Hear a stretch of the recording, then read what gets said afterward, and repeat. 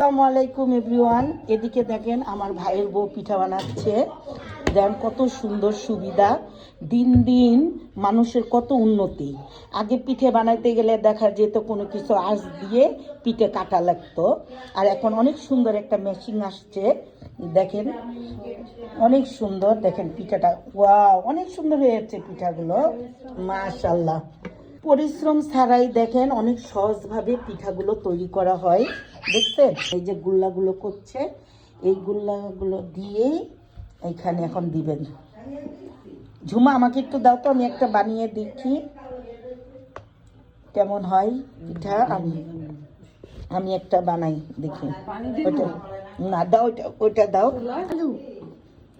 এই তো দেখেন আমি এখন করলাম হচ্ছে নাকি দেখি, দারাজ থেকে এটা নিয়েছিলাম, আনার পরে আমি নি নাই, আমার ভাইয়ের বউ কিনেছিল। ভাইয়ের বউ বানাচ্ছে, সাথে আমি বললাম আমি একটু বানিয়ে দিই, দেখি হয় কিনা। ও আমার ভাবি আবারই করে দিচ্ছে, এই দেখি কই হয়েছে না। মাশাআল্লাহ সুন্দরই তো হয়েছে ভাবি। এ দেখো ফুপি পিঠা বানাই, দেখো কেমন হয়েছে। ভালো হয়েছে, ওয়াও সুন্দর হয়েছে, গুড। এই তো এখন দেখেন সিদ্ধ করতে নিয়ে যাচ্ছি। এই যে পাতিলে গরম পানি, এখন এই যে ভাত বসাই দিলাম, এটা ভাপে হবে। এই তো এই যে ভাপে হয়ে যাবে কুলি পিঠা।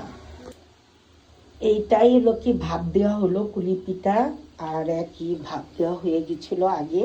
এই তো দেখেন ভাপ দেওয়া পিঠা, সেই মজার।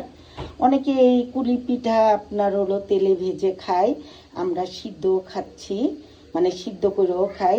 তা আজকে সবাই বলতেছে এই মনে করেন ভাপ দিয়ে খাবে, তো এর জন্য আমরা আজকে ভেজে খেলাম না, এটা সিদ্ধ করেই এখন খাবো। তো এক খোলা সিদ্ধ করা হয়েছে, আরেক খোলাই তো সিদ্ধ দেওয়া হয়েছে। এই তো আজকে আমার ভিডিওটা এখানেই শেষ করলাম। ভালো লাগলে অবশ্যই লাইক শেয়ার কমেন্ট করে দিবেন। আল্লাহ হাফেজ।